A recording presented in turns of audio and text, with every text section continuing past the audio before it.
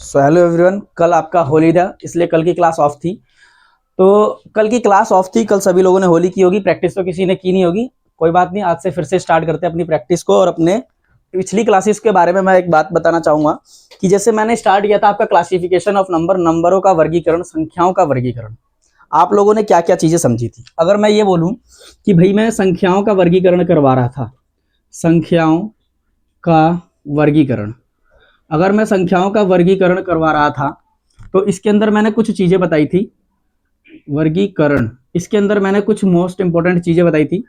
जैसे जिसके अंदर मैंने इमेजिनरी नंबर बताया था, ठीक है, इसके अंदर मैंने इमेजिनरी नंबर बताया था, काल्पनिक संख्याएं बताई थी। दूसरी चीज इसी के अंदर मैंने इमेजिनरी नंबर के साथ साथ परिमेय संख्या, सॉरी रियल नंबर यानी कि वास्तविक संख्या कराई थी। मैंने रियल नंबर वास्तविक संख्याएं पढ़ाई थी।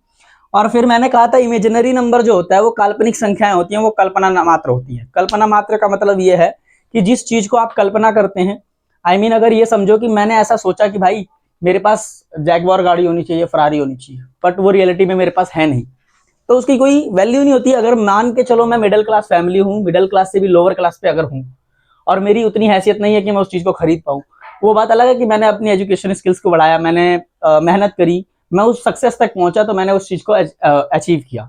लेकिन कुछ ऐसी चीजें होती हैं जो हम सोचते तो हैं कि हमें ये मिलेगी, लेकिन वो नहीं मिलती, तो वो कल्पना मात्र हो जाती है और उस चीज को हम वहीं पर खत्म कर देते हैं। ठीक है, तब मैंने रियल नंबर के दो पार्ट्स बताए थे, ठीक है, जिसमें पहला जो बताया था मैंने रेशनल नंबर, और दूसरा मैंने बताया था भाई इरेशनल नंबर। ठीक है, रेशनल संख्याएं क्या होती है, परिमेय संख्याएं क्या होती है, 8वीं क्लास के पहला ही चैप्टर रेशनल नंबर है।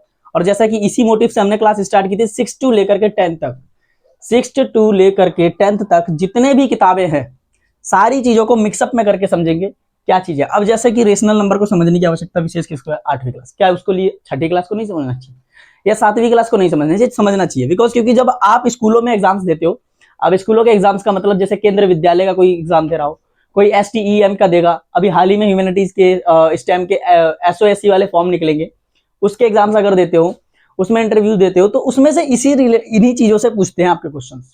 ठीक है, तो रेशनल नंबर परिमेय संख्या क्या होती है, तो मैंने इसके कुछ फॉर्मेट्स बताए थे। फॉर्मेट्स इसका ये था कि इसको हमें इसलिए समझना है कि भाई इसका मतलब ये है कि P अपॉन Q के फॉर्म में लिखा जाएगा। P और Q क्या होंगी? कोप्राइम नंबर होंगी, सहभाज्य संख्याएं होंगी, या कोई भी इंटीजर्स होंगे। एक तरीके से सिंपल से समझो तो इंटीजर्स होंगे भैया, ये इंटीजर्स होंगे यानी कि पूर्णांक संख्याएं होंगी। ठीक है, अब पूर्णांक क्या होती हैं अभी जस्ट आगे बात करेंगे, लेकिन अभी के लिए समझो कि ये पूर्णांक संख्याएं होंगी। और P और Q क्या है, तो इसमें Q कभी भी जीरो नहीं हो सकता, बाकी चीजें जीरो हो जाए उससे मतलब नहीं। बाकी चीजें का मतलब ये है कि P अगर जीरो होगा तो चल जाएगा, लेकिन Q अगर जीरो होगा तो ये संख्या रेशनल नंबर यानी कि परिमेय संख्या नहीं कहलाएगी। ठीक है, इरेशनल की भी बात मैंने वही कही थी, ये वो संख्याएं होती हैं जो रेशनल नहीं होती, और जिन संख्याओं का कोई वैल्यू नहीं होती, उस संख्याओं को पढ़ने का भी कोई पता, मतलब हमें कोई मतलब उस चीज का नहीं है। जैसे कि अगर मैं ये कहूं भाई रूट में -8, ये कोई वैल्यू है? बिल्कुल भी नहीं है। मैं ये कहूं पाई कोई वैल्यू है? बिल्कुल भी नहीं। लेकिन यही पाई की वैल्यू मैंने 22/7 लिख दी, तो भैया ये कोई वैल्यू हो जाएगी, ये क्या हो जाएगी? रेशनल नंबर हो जाएगी, क्योंकि P और Q क्या है? एक इंटीजर है, और P Q के फॉर्म में है, Q कभी जीरो नहीं होता, तो यहाँ पर भी जीरो नहीं है। ठीक है, कुछ संख्याओं को इसको पढ़ते हुए फिर मैंने इसके बारे में बताया था कि रेशनल नंबर दो भागों में बढ़ जाता है भाई, रेशनल नंबर दो भागों में बढ़ जाता है, एक इंटीजर्स हो जाता है, दूसरा दूसरा फ्रैक्शन हो जाता है। ठीक है, अब देखो इंटीजर्स क्या होते हैं, पूर्णांक क्या होते हैं। पूर्णांक में मैंने तीन चीजें बताई थी, पूर्णांक में मैंने तीन चीजें बताई थी। तीन चीजें ये थी कि भाई एक तरफ नेगेटिव आएगा, कौन सी तरफ आएगा? तो भाई उल्टे हाथ की तरफ नेगेटिव आएगा। ठीक है, फिर बीच में जीरो आएगा और सीधे हाथ की तरफ पे पॉजिटिव आएगा। ठीक है, इन्हीं संख्याओं को क्या कहते हैं भाई? इंटीजर्स कहते हैं। यानी कि नेगेटिव में कितना नेगेटिव? तो -1 के बाद -2, -3, इस तरीके से ये संख्याएं चलते चलते इन्फिनिटी तक जाएंगी। और यहाँ जीरो इधर में 1 2 3 4 इस तरीके से करते हुए इन्फिनिटी तक जाएगी। ठीक है, लेकिन इसके साथ एक और सवाल बताया था, कुछ कई बार छोटे क्लासों में सवाल पूछते हैं, जैसे तीसरी दूसरी क्लास में आप लोगों ने अगर पढ़ा होगा इस चीज को तो ठीक है, नहीं तो छठी क्लास में भी लगभग ये सवाल पूछे जाते हैं। जैसे ये कहा जाता है कि -100 बड़ा है या -50 बड़ा है। अब बताओ इसके बीच में बड़े का साइन लगाओ, यानी कि ये वाला और ये वाला साइन लगाना, तो बड़ा कौन सा होगा भाई? -50 या -100 होगा? तो आप यहाँ पर कहेंगे -50 होगा। क्या कहेंगे आप लोग? यहाँ -50 क्या होगा भाई? -50 जो होगा, माइनस जो 50 होगा वो हमारा बड़ा संख्या होगा। अब आप बोलेंगे भैया यहाँ तो 100 बड़ा है, आप बोलेंगे यहाँ तो 100 बड़ा है। मैं कहता हूँ भाई वो चीजें पॉजिटिव में होती हैं। आपको अगर पापा ने दो नोट दिखाया, एक 50 का नोट दिखाया, एक 100 का नोट दिखाया, तो आप कौन सा लेंगे? तो आप 100 का लेंगे, क्योंकि 100 भाई क्या है? ज्यादा वैल्यू है। लेकिन नेगेटिव में जितना आप आगे जाएंगे उतनी वैल्यू क्या होगी, वो घटती जाएगी, और इसमें जितनी ही आगे जाएंगे उसकी वैल्यू क्या हो जाएगी, बढ़ती जाएगी। इसमें मेन डिफरेंस यही चीजें होती है। जितनी नेगेटिव की तरफ बढ़ेंगे उतनी वैल्यू छोटी होगी, -100 से ज्यादा छोटा होगा -200, ठीक है। और जितने जीरो के करीब आओगे इसके, वो वैल्यू बढ़ती जाएगी, और जितने जीरो के करीब आओगे इधर, तो वो वैल्यू घटती जाएगी। इस बात को समझना है, ठीक है। फिर हमने बात की थी भाई फ्रैक्शन की। हमने कही थी फ्रैक्शन कितने प्रकार के होते हैं, तो 3 प्रकार बताए थे मैंने, प्रॉपर फ्रैक्शन, इम्प्रॉपर फ्रैक्शन और साथ में मिक्स्ड फ्रैक्शन, ठीक है। ये 3 बातें बताई थी। इसमें क्या बताया था भाई मैंने, तो इसमें ओवरव्यू में मैंने ये बताया था कि जो भी प्रॉपर फ्रैक्शन है, जो भी प्रॉपर फ्रैक्शन है, इनमें हम फ्रैक्शनों में n और d को लेके चलते हैं, अंश और हर को लेके चलते हैं, ठीक है। अब न्यूमरेटर और डिनोमिनेटर, जिसका भी न्यूमरेटर छोटा होता है, डिनोमिनेटर बड़ा होता है, तो ये संख्या क्या कहलाएगी, ये न्यूमरेटर और डिनोमिनेटर, ये क्या कहलाएगी, ये प्रॉपर फ्रैक्शन कहलाएगी। लेकिन इसका जस्ट उल्टा क्या कहलाएगा, इसका जस्ट उल्टा ये कहलाएगा कि अगर बड़ा हो गया न्यूमरेटर और छोटा हो गया डिनोमिनेटर, तो ये क्या कहला जाएगी भैया, ये कहला जाएगी क्या, ये इम्प्रॉपर फ्रैक्शन कहलाएगी। और मिक्स में मैंने ये कहा था कि वह संख्या जिसका रिमाइंडर भी बच जाए, जिसका रिमाइंडर यानी कि डिवाइड करने के बाद अगर उसका यदि रिमाइंडर बचता है, तो उन संख्याओं को हम मिला करके क्या बना देते हैं, मिक्स्ड फ्रैक्शन बनाते हैं। जैसे मैंने 2 5 बटा 10 लिख दिया, 10 दूनी 20 और 5 25 बटा में 10। अब इसका जब आप करोगे भाग, तो क्या होगा, रिमाइंडर बच जाएगा। करके भी चेक कर लेते हैं भैया, 50 यहाँ बच रहा है, 10 यहाँ है, 10 5 10 दूनी 20 हो गया, यहाँ पर बच गया 5, ये 5 यहाँ 2, यहाँ पर 10, इस तरीके से यहाँ पर आप देख रहे होंगे 2 10 और 5, ठीक है। तो इतनी चीजें मैंने कही थी कुछ क्लासेस में। कल की जो क्लास थी उसमें कुछ नंबरों के बारे में पढ़ाया था, जैसे एविडेंट नंबर, प्रेडिसीजर, सक्सीजर, ठीक है, पूर्ववर्ती परवर्ती संख्याएं, ठीक है। और मैंने आप लोगों को ये भी कहा था कि नेक्स्ट क्लास जो होगी, यानी कि होली के बाद की जो भी क्लास थी, जैसे कि आज की जो क्लास है हमारी, इस क्लास में मैंने आप लोगों को कही थी एक बहुत ही जरूरी चीज के बारे में बताऊंगा, एक इतनी मतलब इंपॉर्टेंट चीज को बताऊंगा जो लाइफ में एक बार नहीं, आप जब तक मैथ करोगे या जब तक किसी भी चीज की कंपटीशन की या किसी भी चीज की जब आप तक तैयारी करेंगे, तब तक ये काम आएगी आपकी। और ये वो है जिसको हम कहते हैं भाज्य संख्या। भाज्य संख्या यानी कि प्राइम नंबर। क्या कहते हैं भाई, अभाज्य संख्या यानी कि प्राइम नंबर। अब अभाज्य संख्या एकमात्र ऐसी संख्या है, अभाज्य संख्या सभी नंबरों सिस्टमों में एक ऐसी संख्या है जिसका यूज सबसे ज्यादा और सबसे ज्यादा क्वेश्चंस बनने के लिए किया जाता है। आप पूछेंगे कि भैया प्राइम नंबर क्या है, अभाज्य संख्याएं क्या है, ठीक है। हमने हेडिंग डालना है क्या, हमने हेडिंग डालना है अभाज्य संख्या। क्या लिखना है भैया, अभाज्य संख्या, ठीक है। इसको बढ़िया से लिखना, और मैं इसी के आगे 2 स्टार 3 स्टार डालता हूं, क्योंकि ये बहुत ही इंपॉर्टेंट है, बहुत ही इंपॉर्टेंट है। ये आपके ऑल ओवर मैथ्स के लिए बहुत ही इंपॉर्टेंट वैल्यू मानी जाती है, बहुत ही इंपॉर्टेंट नंबर सिस्टम माना जाता है इस चीज को। अभाज्य संख्या ब्रैकेट में प्राइम नंबर लिखिए, इसको प्राइम नंबर लिखिए। इंग्लिश वाले इंग्लिश लिखेंगे, हिंदी वाले हिंदी लिखेंगे। किसी का डाउट अगर ऐसा है भाई कमेंट कर लेना। बाकी आप लोग किसी का ऐसा अगर डाउट बनता है कि भाई मुझे हिंदी में लिखना चाहिए या इंग्लिश में लिखना चाहिए, मैं कहता हूं जिसकी जैसी इच्छा हो। अगर आपको इंग्लिश में लिखना है इंग्लिश में भी लिख सकते हो, हिंदी में लिखना है हिंदी में लिखो। आपको अगर इच्छा होती है कि दोनों भाषा में लिखनी है दोनों भाषा में लिखो, पर दोनों भाषा में थोड़ा सा टाइम ज्यादा लेगा, ठीक है। अब आपको यहाँ देखना क्या है भैया, प्राइम नंबर होता क्या है, इसकी क्या डेफिनेशन हो सकती है, क्या कह सकते हैं हम प्राइम नंबर। तो प्राइम नंबर की डेफिनेशन ये बनेगी आपकी, प्राइम नंबर की डेफिनेशन ये बनेगी कि जिन भी संख्याओं के गुणनखंड यानी कि फैक्टर्स अगर 2 हों, तो उसे हम क्या कहेंगे, अभाज्य संख्या। आप यहां पर लिखेंगे कि जिनके दो गुणनखंड हों उसे अभाज्य संख्या कहेंगे, अभाज्य संख्या कहेंगे, ठीक है, अभाज्य संख्या कहेंगे। यानी कि इसको आप क्या लिखेंगे, only and only 2 factors, only and only 2 factors, only and only, यानी कि केवल और केवल 2 फैक्टर्स होने चाहिए, 2 फैक्टर्स होंगे, ठीक है भाई, 2 फैक्टर्स होने चाहिए। अब आप बात करेंगे यहां पर कि भैया ये 2 फैक्टर्स होते कौन से हैं, ये कौन से वो 2 फैक्टर होंगे जिनको हम अभाज्य संख्या कहेंगे। मैं कहता हूं एक तो ये ऐसी संख्या है जिसको आप भाग करेंगे, डिवाइड करेंगे, तो वो एक तो पहले 1 नंबर से कटेगी। किससे कटेगी भाई, 1 नंबर से कटेगी। एक ऐसी संख्या है जो कि कितने भी बड़ी संख्याएं हो वो इससे तो जरूर ही कटेगी, ठीक है, ठीक है। साथ ही आपको लिखेंगे इट इट सेल्फ यानी कि स्वयं, एक तो वह ऐसी संख्या होगी जो खुद स्वयं होगी। मैं बात करता हूं 5 की, ये 1 के टेबल में आएगा, 2 के में नहीं, 3 के में नहीं, 4 5 में आएगा सीधा, यानी कि एक तो इसका एक गुणनखंड, दूसरा क्या है भाई 5 है। ये क्या है? अभाज्य संख्या। ठीक है, ये है अभाज्य संख्या। सबसे छोटी अभाज्य संख्या क्या है? तो 2 है। सबसे छोटी अभाज्य संख्या की बात करें हम, सबसे छोटी अभाज्य संख्या क्या है? सबसे छोटी अभाज्य संख्या क्या है? अभाज्य संख्या क्या है? ठीक है, तो आप कहेंगे 2 एक ऐसी संख्या है जो सबसे छोटी अभाज्य संख्या है और एकमात्र सम अभाज्य संख्या है। इसी के साथ एक और लिखना कि ये एकमात्र अभाज्य संख्या है, अभाज्य संख्या है। ठीक है, एकमात्र अभाज्य संख्या है ये।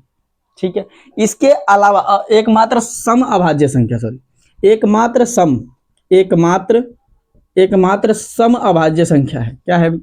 एकमात्र सम अभाज्य संख्या है, बाकी सारी संख्याएं क्या है? विषम है। यानी कि एकमात्र the only even prime number. क्या होगा इसका? The only even prime number, the only even prime number. ठीक है, prime number, the only even prime number is 2 and the least prime number यानी कि सबसे छोटा क्या होगा भाई? इसके लिए इंग्लिश में the least prime number, the least prime number. ठीक है, सबसे छोटी संख्या क्या है? अभाज्य 2 है। और एक ये एकमात्र ऐसी यूनिवर्स में, यानी कि जितने भी हमारी संख्याएं हैं उनमें 2 एकमात्र ऐसी संख्या है जो क्या है? अभाज्य संख्या है। ठीक है, बाकी सारी विषम संख्याएं होंगी। ठीक है, अगला जो 2 के अलावा सभी अभाज्य संख्याएं क्या हो जाती हैं? विषम संख्याएं हो जाती है, सम नहीं होती हैं। अब आपकी सबसे जो मोस्ट इंपोर्टेंट बात आ रही है, सबसे मोस्ट इंपोर्टेंट जो आपको याद करना होता है, सबसे मोस्ट ये है कि 1 से 100 के बीच में कितनी अभाज्य संख्याएं होती हैं। ठीक है, ये कई बार क्वेश्चन ऐसे पूछते हैं कि बताओ भाई 1 से अभाज्य। ठीक है, 1 से लेकर के 100 तक के बीच में कितनी, 1 से 100 तक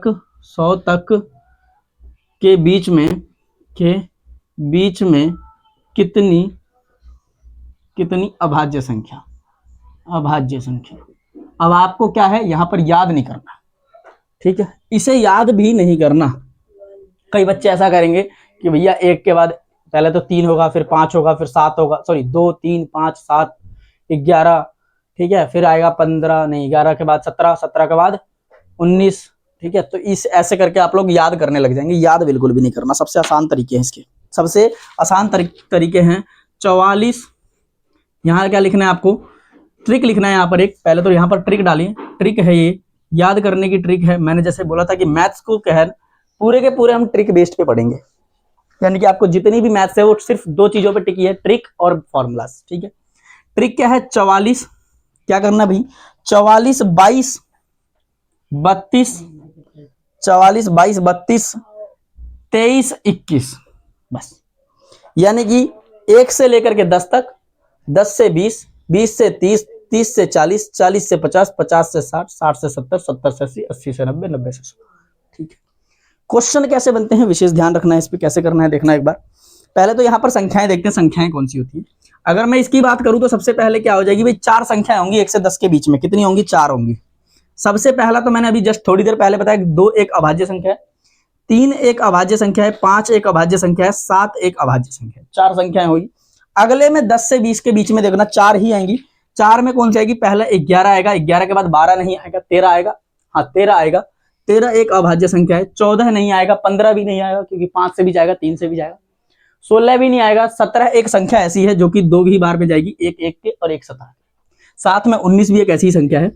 उसके बाद आता है इसके में तो भाई देखो 21 नहीं आएगा, 22 भी नहीं, 23 नहीं, 24 सोच लो नहीं, 25 26 27 28 29 आएगा शायद से, 23 आएगा, 23 और 29। एक तो 29 था, एक 23 आएगा। ये 2 ऐसी संख्याएं होंगी जो कितने में कितने बीच में आएंगी भाई? यहां मैं लिख भी देता हूं, ये 1 से 10 तक के हैं, ये 10 से 20 में है, ये 20 से 30 में है, और ये 30 से 40 में है, ये 40 से 50 में है, ये 50 से 60 में है, और ये 60 से 70 में, और ये 70 से 80 में। ठीक है, और 80 से 90 में। गलत कर दिया क्या? 20 से 30, 30 से 40, 40 से 50, 50 से 60, 60 से 70, 70 से 80, 80 से 90, 60 से 70, 70 से 80, 80 से 90, 80 से 90, 90 से 100, 44, 22, 32, 44, 22, 32, 23, 21, 23, 21, ठीक है, ठीक है। 0 से 10, 0 से 10, 10 से 20, 20 से 30, 30 से 40, 40 से 50, 40, 30, 30 से 40, 40 से 50, 50 से 60, 60 से 70, 70 से 80, 80 से 90 और 90 से 100 में 97। एक बार लिखते हैं आगे। 23 देखिएगा यहाँ पर, यहाँ आएगा 23, ठीक है। 23, 29 के बाद आएगा सीधा 31 और 37, 31 और 37, ठीक है। फिर आएगा यहाँ पर 41, 41 के बाद 43, उसके बाद 47, ये 3 आएंगी। यहाँ पर 53 और 59 आएगा, 53 और 59 आएगा, ठीक है। 61 और 67 आएगा, 61 और 67 आएगा। उसके बाद 71, 73, 71, 73 और 79, 79। यहाँ पर 83 और 89 आएगा, 83 और 89 आएगा। यहाँ लास्ट में 97 आएगा। ये एक ऐसी संख्याएं हैं, क्या है, ये एक ऐसी संख्या है जो कि अभाज्य संख्या है। अब क्या आपका सवाल ये रहेगा, क्या सर मुझे याद करना पड़ेगा? बिल्कुल याद करना पड़ेगा। क्यों याद करना पड़ेगा भाई? क्या जरूरत है इसको याद करने की? क्या कर लेंगे इसे याद करके? देखो सवाल कैसे बनते हैं मैथ्स के। जब आप कंपटीशन में जाओगे तो कुछ इस तरीके से सवाल बनेंगे। मैं ये बोलता हूं कि भाई एक सवाल ये है, एक सवाल में ये कहता हूं एग्जाम्पल पे कि भाई मेरे को ये बताओ, मुझे ये बताओ कि 50, 51 से लेके 51 से लेकर के 100 के बीच में कितनी अभाज्य संख्याएं हैं, कैसे करोगे? सबसे पहले यहां से याद करो। पहले तो ये फॉर्मूला लिखो, फिर लिखो 1, 2, 3, 4, 5, 6, 7, 8, 9, 10। ये हुई 10 संख्या, ठीक है। अब करना क्या है, देखना यहां पर करना क्या है। 51 से 100 पूछ रहा है, 51 से 100 पूछ रहा है, तो 50 से 60 वाले पे आ जाओ सीधा। ये 10 से 20 है, इसको काटते चलो, ये भी काटो, 30 है, 40 है, 50 तक है, यहां तक काट दो। यहां से लेना है हमें भाई, मतलब मुझे यहां से इन संख्याओं को लेके चलना है और मुझे ये निकाल देंगे ट्रिक बेस। क्यों ट्रिक बेस?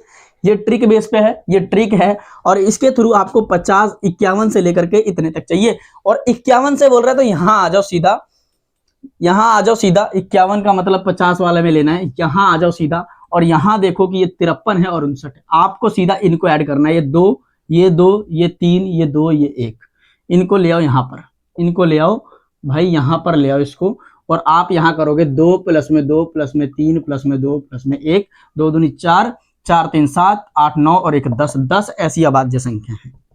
क्या है भाई? 10 अभाज्य संख्या। अगर ये फॉर्मूला याद नहीं हुआ तो कैसे करोगे? फिर आप तो गिनते चले जाओगे ना, 50 के बाद गिनोगे, 51 नहीं होगा, 52 नहीं होगा, 53 नहीं होगा। आप तुरंत इस फॉर्मूला को लगाओ सीधा, ये 1 से देकर 10 तक देखो, ये वाली सीधा गिनती करो। क्या आपसे ये पूछेगा कि भाई 20 से 30 के बीच में कितनी अभाज्य संख्या है, तो तुरंत बता दोगे, पकड़ लोगे इस चीज को। एक बार 2 बार तुम इसको रिमेंबर करोगे तो आ जाएगा। याद करने की ट्रिक क्या होती है भाई? कैसे? हमें तो याद ही नहीं होता, इतनी सारी चीजें कैसे याद कर ले भाई? हमें 6ठी क्लास से पढ़ते आ रहे हैं, 10वीं कर ली, 11वीं 12वीं कर ली, फिर भी पढ़ रहे हैं। कैसे याद करें? सबसे आसान तरीका है। क्या तरीका है? तो भाई आप लोगों को सबसे पहले एक बार इसको 2-3 बार इसको अच्छे से पढ़ लेना है। मैंने पढ़ लेना है कि 1 से 10 के बीच में 2 3 5 7 होता है, 2 3 5 7 होता है। आंख बंद करके 2 बार 3 बार इसको पढ़ो, 2 3 5 7 1 से 10 तक, 2 3 5 7 1 से 10 तक, तुरंत ऐसे याद हो जाएगा, ठीक है, तुरंत इसको याद हो जाएगा। बात करते हैं अपनी किस चीज की, तो अब बात करेंगे उन संख्याओं की। भैया बताओ 1 से 100 तक ही पूछेगा क्या? 1 से 200 नहीं पूछ सकता है? या 1 से 300 नहीं पूछ सकता है? तो पूछ सकता है भाई, लेकिन एक एक जो संख्या पूछेगा वो इतनी ही पूछेगा, चाहे आप कितने भी बड़े लेवल पे।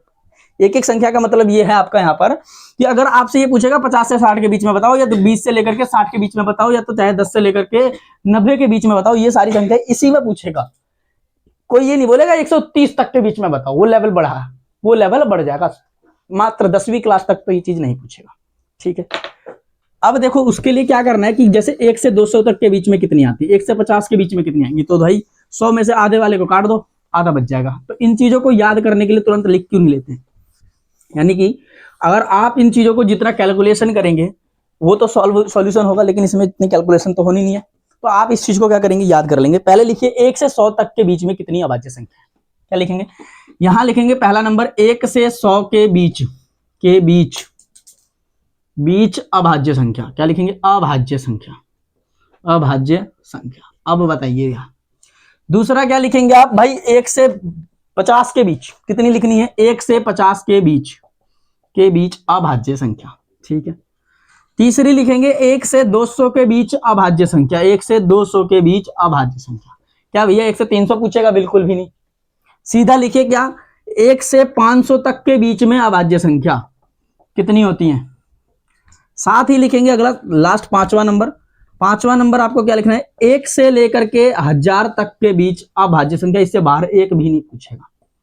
ये विशेष उन चीजों के लिए है जो अभी हाल ही में ह्यूमैनिटीज या किसी और चीजों के एग्जाम्स देने वाले हैं, SEM STEM के देंगे, ठीक है, साइंस टेक्नोलॉजीज में जाने के लिए देंगे, उन चीजों के लिए बहुत जरूरी है। ठीक है, याद करने का क्या है, पहला तो मैंने बोला कि भाई 1 से 100 के बीच में 25 ऐसी अभाज्य संख्या हैं। आप चाहें तो 44, 22, 32, 22, 21 गिन सकते हैं उस चीज को। ठीक है, 1 से 50 के बीच में अगर पूछे तो 15 अभाज्य संख्या है। और बाकी अगर अब आपका ट्रिक ये हो गया कि मैं ये पूछूं कि 50 से लेकर के 100 के बीच कितनी है, तो भाई 10 हैं, तभी तो इन दोनों को मिलाकर के 25 होंगी। ठीक है, अगला पूछता है 1 से लेकर के 200 के बीच में कितनी अभाज्य संख्या है, तो आप बोलेंगे 46 ऐसी अभाज्य संख्याएं हैं जो 1 से 200 के बीच में आती हैं। ठीक है, अगला पूछेंगे कि भाई 1 से लेकर के 500 के बीच में कितनी आएंगी, 1 से लेकर के 500 के बीच में कितनी आएंगी, तो 68 अभाज्य संख्या आएंगी। कितनी आएंगी? 68 अभाज्य संख्या आएंगी। 68 नहीं सॉरी, यहाँ पर 168 आएंगी, यहाँ पर 95 आएंगी, यहाँ पर 95 अभाज्य संख्याएं आएंगी, यहाँ नीचे वाले में 168 अभाज्य संख्याएं, यानी कि 1 से 1000 तक के बीच में देखेंगे तो आपकी 168 अभाज्य संख्याएं आएंगी। ठीक है, अगला जो देखना है हमें, क्या देखना है अगला, अब ये देखते हैं, कई बार सवाल ये पूछा जाता है भाई 2 अंकों की सबसे बड़ी संख्या क्या है। ठीक है, 2 अंकों की सबसे बड़ी संख्या क्या है, 3 अंकों की सबसे बड़ी संख्या क्या है, तो उसमें ये भी तो सवाल बन सकता है 2 अंकों की सबसे बड़ी अभाज्य संख्या कितनी है। ठीक है, तो उस चीज को यहां पर लिखेंगे, उस चीज को आप यहां पर नीचे लिखें। बताओ भाई, बताओ, एक हेडिंग डाल करके पहला नंबर ये कि 2 अंकों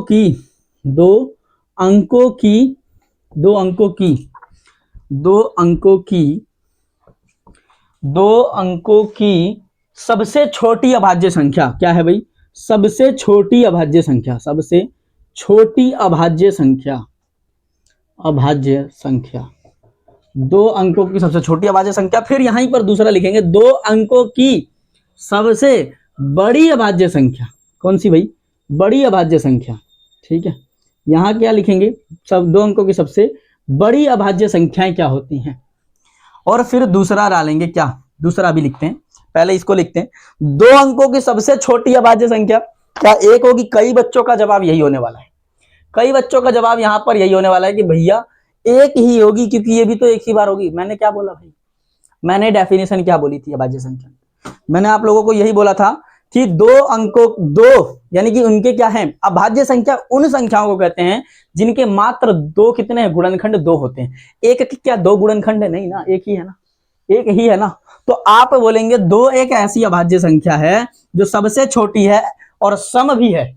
क्या है, सम भी है, बाकी सारी विषम होंगी, यानी कि ये इवन भी है, बाकी सारी ओड होंगी। ठीक है, ये क्या है, सबसे छोटी है, सबसे छोटी है। तो सबसे बड़ी क्या होगी भैया सबसे बड़ी होगी 97, सबसे बड़ी 97। यहां पर 2 अंकों की पूछ रहे, 2 अंकों की पूछ रहे, या 1 अंक की है ये, 2 अंक की क्या होगी बताओ, 10, यानी कि हमारी जो संख्याएं होती है 1 से लेकर के अगर मैं कहूं 9 तक तो 1 अंक है, 2 अंक होता है 10 से। तो बताओ 10 से स्टार्टिंग करते ऐसी कौन सी पहली जो होगी जो कि अभाज्य संख्या होगी, क्या 10 होगी, नहीं, लेकिन 11 तुरंत हो जाएगी। 11 क्या होगी भाई, अभाज्य संख्या होगी। और यहाँ नीचे वाले में 97 आपको अभी मैंने जस्ट दिखाया था। ठीक है, अब दूसरी बात क्या करते हैं, 3 अंकों वाली पे आते हैं। 3 अंकों की क्या होती है, ठीक है, 3 अंकों की अभाज्य संख्याएं क्या है। ठीक है, 3 अंकों की अभाज्य संख्या। दूसरा आपका क्वेश्चन यहाँ क्या बनेगा, बताओ 3 अंकों की सबसे छोटी, 3 अंकों की सबसे छोटी अभाज्य संख्या, 3 अंकों की सबसे छोटी अभाज्य संख्या, अभाज्य संख्या। अब 3 अंकों की सबसे छोटी अभाज्य संख्या क्या होगी बताओ। 97 पे हमने खत्म कर दिया, इसके आगे देखना है हमें। 97 के बाद क्या होगी, 98। क्या कटेगा, वो नहीं कटेगा क्योंकि वो तो 2 से कट जाएगा। लास्ट वाले डिविजिबिलिटी रूल देख लेना एक बार, मैंने वीडियो बना रखी है उसके ऊपर।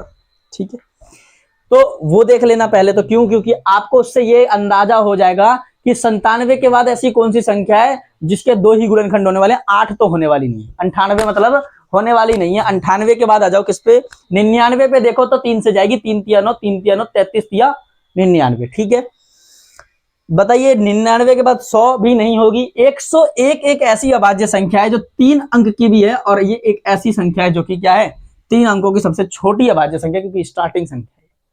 अब पूछता है 3 अंक की सबसे बड़ी अभाज्य संख्या, तो 999 होगी। 999 तो होगी, सबसे बड़ी संख्या होगी ना 3 अंकों की। लेकिन ये पूछ रहा है अभाज्य संख्या कौन सी होगी 3 अंकों की, यानी कि आपको बताना है 3 अंकों की सबसे बड़ी अभाज्य संख्या। तो 999 होगी, बिल्कुल भी। 998 होगी, नहीं। 997 होगी, बिल्कुल सही, क्योंकि 997, 97 ये और 9 ऊपर, यानी कि 997 एक ऐसी संख्या है जो कि कभी भी किसी से नहीं कटेगी। 997 आप काट के देख सकते हैं, ये किसी से नहीं कटेगी, ये सिर्फ 2 चीजों से कटेगी, एक अपने आप से और एक से। ठीक, अगली जो बात होती है तीसरे नंबर की जो संख्या होगी हमारी, जो तीसरा नंबर होगा वो 4 अंकों की पूछेगा। कितनी भाई पूछेगा? 4 अंकों की पूछेगा। कितनी तक पूछेगा? 4 अंकों की सबसे छोटी अभाज्य संख्या। सबसे छोटी अभाज्य संख्या क्या होगी? अब 997 पे खत्म हो रहा है, बताओ कहां? क्या 1001 होगा? 1001 होगा? ये बिल्कुल नहीं होगा। ये सोच रहे हो आप कि 101 के बाद 1001 होगा, ये बिल्कुल भी नहीं होगा। क्यों नहीं होगा भैया? क्यों नहीं होगा? तो हम काट के देख लेते हैं एक बार। देखो क्या कितने से कटेगा ये? 2 से तो नहीं कटेगा, 3 से भी नहीं। 3 तिया 9, ठीक है, 3 तिया 9, 1 3 तिया 9, एक इधर 11 भी नहीं जाएगा। ये देखो 11 के बारे में, 11 निम्न 99 और एक 11 के टेबल से ही जाएगा भाई। 11 के टेबल से जाएगा ये। 11 निम्न 99, एक उधर जाएगा, 11 एक कम 11, यानी कि 91 बार पे 11 से करोगे तो आप ये जाएगा। 91 से भी जाएगा, 11 से भी जाएगा, जाएगा। अगला देखो फिर क्या होगा। 1002 नहीं जाएगा, 1003 भी नहीं जाएगा, 1004, वो भी सम संख्याएं हो जाएंगी। तो सम संख्याएं तो 6 8 तक तो जाएंगी नहीं। 1009 को देख लो, ये किसी से नहीं जाने वाली। 1009 किसी से भी नहीं जाने वाली, 3 से तो विशेष भी नहीं जाएगी। और ट्रिक देखो भाई, 2 से नापने का तरीका क्या है? 2 से कैसे तरीके हैं, कैसे करने का है? 2 का तरीका ये है कि ये भाई लास्ट वाली संख्या देखनी है, 0 2 4 6 8 अगर होगी तो ये जाएगी, नहीं तो नहीं जाएगी। 3 अंक की ये कहती है कि इनका योग कितना हो जाए, 3 से कटना चाहिए। क्या इनका योग जा रहा है? ये तो 0 है, 9 और 1 10, कभी जाएगा ही नहीं। 4 अंकों की कहती है लास्ट की 2 संख्याएं जानी चाहिए, बिल्कुल भी नहीं होने वाला है। 5 अंकों, 5 से कहता है लास्ट में 0 या 5 होना चाहिए। 6 का डिविजिबिलिटी रूल कहता है अगर ये 2 और 3 से जाएगी तो ये जाएगी 6 से, तो 6 से बिल्कुल भी नहीं जाएगी। 7 से बिल्कुल नहीं जाएगी, क्योंकि 7 क्या कहता है भाई? 7 वाला कहता है कि 7 कम 7, तो इधर से जाएगा ही नहीं। 8 से भी चेक कर लो, 8 कहता है 3 अंक मिलने चाहिए, ये भी नहीं जाएगा। 9 वाला भी यही कहता है कि योग कितना है, 9 से कटना चाहिए। तो ये एक सबसे बड़ी अभाज्य हो जाएगी। 4 अंकों की सबसे छोटी अभाज्य संख्या क्या हो जाएगी? 1009। 4 अंकों की सबसे छोटी क्या हो जाएगी भाई? 1009 हो जाएगी। उसके बाद आप पढ़ेंगे क्या? उसके बाद आप पढ़ेंगे इसमें कि 4 अंकों की सबसे बड़ी संख्या क्या होगी, बड़ी अभाज्य संख्या क्या होगी। अब 4 अंकों की सबसे बड़ी अभाज्य संख्या क्या होगी? क्या 99 97 होगी भैया? नहीं होगी। 99 97 होगी? बिल्कुल नहीं होगी। तो बताओ क्या होगी? 99 97 नहीं होगी, बताओ किससे क्या होगी? 99 73 होगी यहाँ पर। अब ये आप बोलेंगे क्या भैया हम इसको कैलकुलेशन करेंगे क्या, हम ये सोचेंगे कि क्या होगी, कितने काट के चेक करेंगे? बिल्कुल भी। इसको आपको रटना पड़ेगा, ये रटने वाला काम है। कई जहां पर रटने का काम होगा वहां मैं पहले ही बोल दूंगा भाई आपको ये रटना है, और जहां रटने का काम नहीं होगा मैं तुरंत बोल दूंगा भैया आपको यहाँ पर रटने की कोई जरूरत नहीं है, समझ लो। और उस चीज को मैं लगभग 2 4 5 10 क्वेश्चंस करवाऊंगा। ऐसे 10 क्वेश्चंस करवाऊंगा जहां पर जो क्वेश्चंस बनेंगे जो कि आपको एक बार में भेजे में घुस जाए। ठीक है, लेकिन इन चीजों को घुसाने के लिए कोई ट्रिक नहीं है, कोई ऐसा रूल नहीं है, इनको आपको याद ही करना पड़ेगा। ठीक है, 4 तक कर लिए, एक लास्ट करिए 5 वाला। 5 का बहुत ही जरूरी, देखो 5 तक तो मेनली आपको याद होने चाहिए, बाकी अपनी हायर क्लासेस में जाएंगे तो आपको पता ही लग जाएगा। 5 तक याद होना चाहिए। तो पहले लिखिए यहाँ पर 5 अंकों की सबसे बड़ी संख्या, छोटी संख्या। पहले सबसे छोटी संख्या क्या होगी भैया? ठीक है, सबसे छोटी संख्या क्या होगी? फिर 5 अंकों की सबसे बड़ी संख्या क्या होगी? ठीक है, बड़ी संख्या क्या होगी? अब इसको भी याद ही करना है। तो 5 अंकों की क्या होगी? 10,007। ठीक है, 5 अंक की पूछा है, 1 2 3 4, एक और 0 आएगा यहाँ पर, एक और 0 7। और 5 अंकों की सबसे बड़ी संख्या क्या होगी? तो 99 99 1, 99 99 1। ठीक है, 99 99 1। अब ये चीजें क्या करनी है आपको? ये याद करनी है। ठीक है, यहां से 2 अंक वाली मैंने पहले कराई थी, इन चीजों को याद करना है आपको, ठीक है। बात करते हैं क्या हमारी अभाज्य संख्याएं खत्म होगी? तो बिल्कुल खत्म होगी, इसके आगे कुछ नहीं समझना। इसमें इतना समझ रहे हैं और इतना अगर याद हो गया अभाज्य संख्याओं के बारे में, तो और उसके अलावा अभाज्य संख्याओं के से रिलेटेड कोई सवाल बनेगा भी नहीं और ना ही कुछ क्वेश्चन बनेंगे। जो बनेंगे वही वाले बनेंगे। भाई साहब मैं बार बार अभी बोल रहा हूँ, 1 से 100 वाला है या 1 से 500 वाला है, इसी के बीच में पूछेगा कि बताओ भाई, अब ये पूछ देगा 1 से लेकर के 300 तक के बीच में कितनी अभाज्य संख्या है। आपको ये चीजें याद करनी पड़ेगी। आपको यहाँ क्या करना पड़ेगा, ये याद करनी पड़ेगी कितनी है। ट्रिक बेस्ड पर 1 से 100 तक याद कर लेना, ठीक है। अगला देखो क्या करना है आपको। अब आता है हमारे एक नया टॉपिक, जिस टॉपिक का नाम है भाज्य संख्या, यानी कि कंपोजिट नंबर।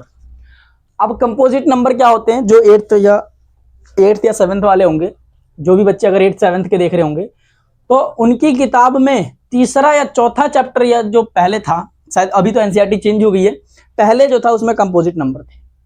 अभी नंबरों की संख्याओं को बहुत ज्यादा लेवल पर गिरा दिया गया, उतना पढ़ाया नहीं जा रहा, ठीक है, लेकिन कंपोजिट नंबर आपको पता होनी चाहिए। अब कंपोजिट नंबर क्या होते हैं उसको देखना, यानी कि भाज्य संख्या, इसका उल्टा ही होगा मेनली अगर यही कहा जाए तो, क्योंकि ये अभाज्य है तो वो भाज्य होगी, ठीक है। अब देखो भाज्य क्या कहती है, भाज्य संख्या क्या कहती है, सुनना। ये बहुत आसान है, अगर याद करने जाओ तो ये सबसे आसान होती है भाज्य संख्या। अब ये 3 स्टार को मिटाओ, यहां लिखो कंपोजिट नंबर या भाज्य संख्या। क्या लिखना है? भाज्य संख्या, भाज्य संख्या, ठीक है। यानी कि भाज्य संख्या का मतलब कंपोजिट नंबर। कंपोजिट नंबर क्या होती है भैया? कंपोजिट नंबर बताएगा कोई? देखो क्या होती है, ये वे संख्या होती है जिनके 2 से ज्यादा गुणनखंड। उसमें क्या बोला था? जिसके केवल 2 हो। कितने हो? केवल 2 हो। और जिसके 3 हो जाए उसका क्या करना है भैया? तो वो क्या कहलाएगी? जैसे अगर मैं एक संख्या लेता हूं 9, मैंने एक संख्या लिया 9, एक तो 1 से जाएगा, 3 से जाएगा और 9 से जाएगा। बताओ भैया 3 हो गई कि नहीं हो गई? क्या ये 2 रही? बिल्कुल भी नहीं रही। तो क्या ये अभाज्य संख्या है? बिल्कुल भी नहीं है, ये है भाज्य संख्या। इसका उल्टा जो कि याद देखो, एक अगर चीज याद करते हो ना मैथ में, एक चीज याद करते हो दूसरा ऑटोमेटिक हो जाएगा। पहला क्या बोला था हमने? अभाज्य संख्या, आपने समझा। मैंने अब बोला कि ये भाज्य संख्या है, मैंने क्या बोला? ये भाज्य संख्या है, तो आपको याद हुआ। बोलोगे क्या? जिनके केवल 2 नहीं 2 से ज्यादा हो, यानी कि इसमें क्या लिखोगे? जिनके 2 से ज्यादा गुणनखंड हो, उसे भाज्य संख्या कहते हैं। भाज्य संख्या कहते हैं, ठीक है भैया, भाज्य संख्या कहते हैं। यानी कि मोर देन 2 फैक्टर। क्या लिखना है आपको यहां पर? More than 2 factor. More than 2 factors. और जिसके भी 2 से ज्यादा फैक्टर्स हों वो क्या कहलाएंगे? भाज्य संख्या। यानी कि सबसे छोटी भाज्य संख्या क्या होगी? सबसे छोटी भाज्य संख्या क्या होगी? सबसे छोटी भाज्य संख्याएं क्या होंगी? बताओ क्या हो जाएंगी? सबसे छोटी भाज्य संख्या होगी 4। क्या होगी? 4 जो होगी वो सबसे छोटी भाज्य संख्या होगी। 4 क्या है? सबसे छोटी, लिखिएगा यहां पर, सबसे छोटी भाज्य संख्या। देखो एक के बाद 2 नहीं होगा, 3 नहीं होगा, 4 नहीं, 4 होगा। क्या होगा? 4 होगा। क्यों होगा भैया 4? क्यों होगा 4? मैंने बोला ना, एक तो 1 से कटेगी, एक 2 से कटेगी और एक 4 से कटेगी। कितनी हो गई? गुणनखंड कितने हो गए? 3 गुणनखंड हो गए। और 3 गुणनखंड ये कहते हैं कि भैया ये 2 से ज्यादा है, और जब 2 से ज्यादा हो जाए तो वो भाज्य संख्या। जब भी 2 से ज्यादा हो जाए तुरंत आप समझ जाओ पहले तो ये भाज्य संख्या है। तो भैया क्या ऐसा हो सकता है कि इवन नंबर भी इवन नंबर भी वो हो जाए, भाज्य संख्या हो जाए? बिल्कुल हो जाए। क्या ये सम संख्या नहीं है 4? बिल्कुल है। क्या सम संख्या के साथ भाज्य संख्या नहीं है? तो बिल्कुल है। आप बोलोगे 2 तो एक ऐसी संख्या है, 2 क्या है? सम भी है और ये क्या है? अभाज्य भी है। 2 क्या है? सम भी है और अभाज्य भी है ना? तो उसी प्रकार ये भी है, ये भाज्य भी है और ये सम भी है। लेकिन क्या विषम होगी? तो इसका उल्टा समझिए ना, कभी भी कोई भी विषम संख्या क्या भाज्य संख्या नहीं होगी? होगी, हो सकती है। कैसे हो सकती है? आप सोचो कि मैं कह रहा हूं कि कोई भी विषम संख्या जो होगी भैया, विषम संख्या जो होगी वह कभी भी भाज्य नहीं होगी। भाज्य होगी या नहीं होगी मैं ये पूछ रहा हूं। तो आप बोलोगे नहीं, तो बोलोगे हाँ। बताओ क्या होगा? मैंने अब थोड़ा सा कंफ्यूज किया है यहाँ पर। आपका जो रिस्पॉन्स होगा एक बार कमेंट में भी देना है आंसर, ताकि मैं अभी आगे तो बताऊंगा ही।